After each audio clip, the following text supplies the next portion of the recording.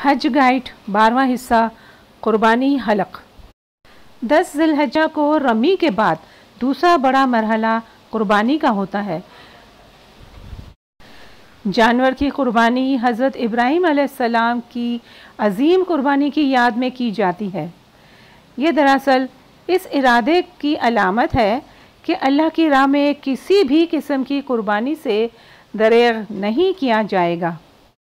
अल्लाह ताला का इरशाद है, लन यनालल्लाहु लुहूमुहा वला दिमाउहा वलाकिन यनालुहु तक़वा मिनकुम कज़ालिका सख्खरा लकुम लितुकब्बिरुल्लाह अला मा हदाकुम वबश्शिरिल मुहसिनीन।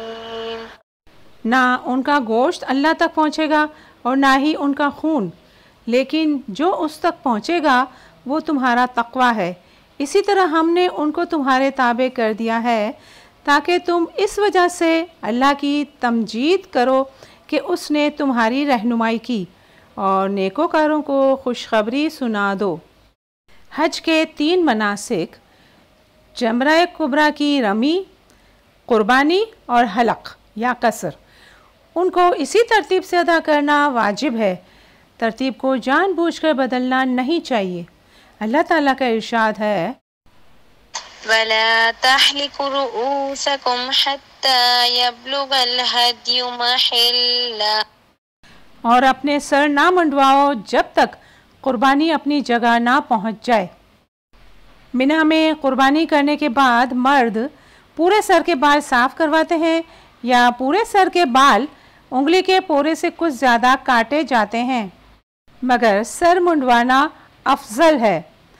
ख़वातीन को चुटिया के निचले हिस्से से एक पोरे से कुछ ज़्यादा काटना चाहिए। कम से कम 1/4 बालों को निचले हिस्से से एक पोरे से कुछ ज़्यादा काटना चाहिए। हलक या कसर की शरई हैसियत फ़र्ज़ की है और इसके बाद सिवाय अज़दवाजी ताल्लुक़ के कायम करने के एहराम की तमाम पाबंदियाँ ख़त्म हो जाती हैं। सर मुंडवाने की ये रस्म ज़माने कदीम की है।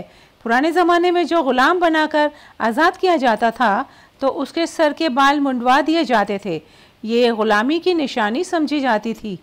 चूँकि हज अल्लाह की दायमी ग़ुलामी और बंदगी का इकरार और एतराफ़ है, इसलिए इंसानियत की इस पुरानी रस्म को बरकरार रखा गया है।